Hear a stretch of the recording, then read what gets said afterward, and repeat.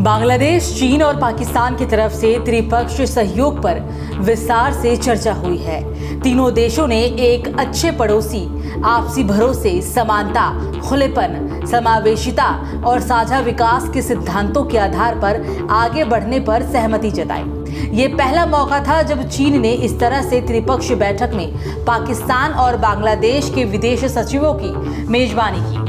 विदेश नीति के जानकार इसे भारत के लिए एक महत्वपूर्ण घटनाक्रम करार दे रही हैं। चीन के विदेश मंत्री की तरफ से इस पूरे मामले पर आधिकारिक बयान जारी किया गया है और इसमें कहा गया है कि गुरुवार को चीन के विदेश मंत्रालय की तरफ से इस पूरे मामले पर आधिकारिक बयान भी जारी किया गया है और इसमें कहा गया है कि गुरुवार को चीन के यूनियान प्रांत के कुनमिंग में हुई इस पहली मीटिंग में विदेश सचिवों ने व्यापार, निवेश, स्वास्थ्य, शिक्षा और समुद्री मामलों जैसे कई क्षेत्रों में त्रिपक्षीय सहयोग बढ़ाने पर सहमति जताई है। चीन ने अपने इस बयान में ये भी कहा है कि तीनों देश एक सच्चे बहुपक्षवाद और खुले क्षेत्रवाद का पालन करते हैं और इसे किसी भी तीसरे पक्ष पर निर्देशित न माना जाए।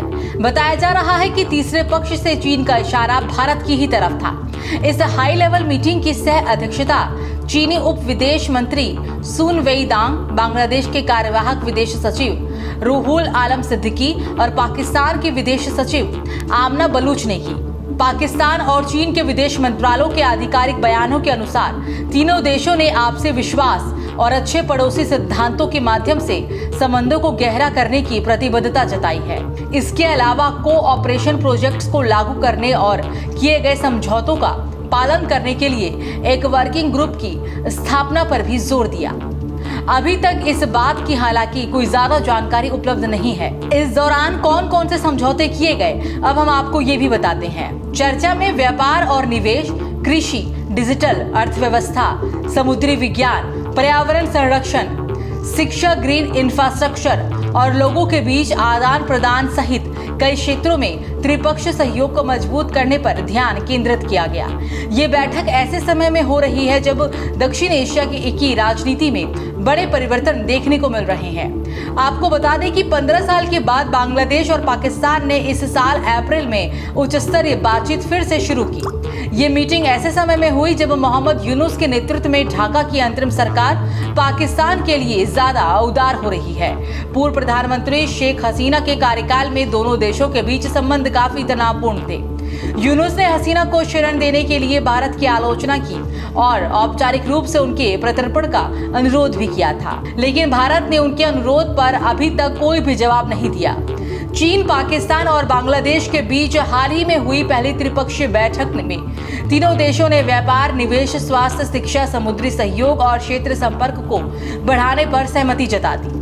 चीन के विदेश मंत्रालय के अनुसार बैठक में यह भी तय किया गया है कि इन सहमतियों को लागू करने के लिए एक विशेष कार्य समूह यानी कि वर्किंग ग्रुप बनाया जाएगा। चीन ने इसे बढ़ावा देने वाली पहल बताया और ये भी स्पष्ट किया कि ये सहयोग किसी तीसरे देश के खिलाफ नहीं है। हालांकि भारत की नजर में ये घटनाक्रम चिंताजनक और रणनीतिक रूप से महत्वपूर्ण है। भारत को खासतौर पर पाकिस्तान और बांग्लादेश के बदलते रिश्तों पर चिंता है। पूर्व प्रधानमंत्री शेख हसीना के कार्यकाल में दोनों देशों के संबंध ठंडे रहे, लेकिन अगस्त 2023 के बाद से जब बांग्लादेश में अंतरिम सरकार आई, तब से पाकिस्तान ने रक्षा, व्यापार और कूटनीति के स्तर पर संबंधों को तेजी से सुधारना भी शुरू किया। ये भी माना जा रहा है कि पाकिस्तान की खुफिया एजेंसी ISI और सेना ने शेख हसीना की सत्ता से विदाई में पर्दे के पीछे अहम भूमिका निभाई। इसी घटनाक्रम के बाद चीन, जो पहले थोड़ी दूरी बनाए हुए था, अब अंतरिम सरकार के साथ आर्थिक साझेदारी के जरिए फिर से सक्रिय हो गया है। चीन, पाकिस्तान और बांग्लादेश का ये त्रिपक्षीय सहयोग भारत की नेबरहुड फर्स्ट नीति और क्षेत्र में उसके प्रभाव के लिए एक सीधी चुनौती भी माना जा रहा है, खासकर तब जब पाकिस्तान ने नवंबर 2023 से अब तक चटगांव बंदरगाह से 2 जहाज भेजे हैं, जिससे भारत की बंगाल की खाड़ी में उपस्थिति को कमजोर करने की रणनीति के रूप में भी देखा जा रहा है। बांग्लादेश भारत के लिए सिर्फ एक पड़ोसी नहीं, बल्कि पूर्वोत्तर भारत के लिए एक महत्वपूर्ण जीवन रेखा रहा है। इसलिए इन घटनाक्रमों को भारत की रणनीतिक दृष्टि से गंभीर चिंता का विषय भी माना जा रहा है।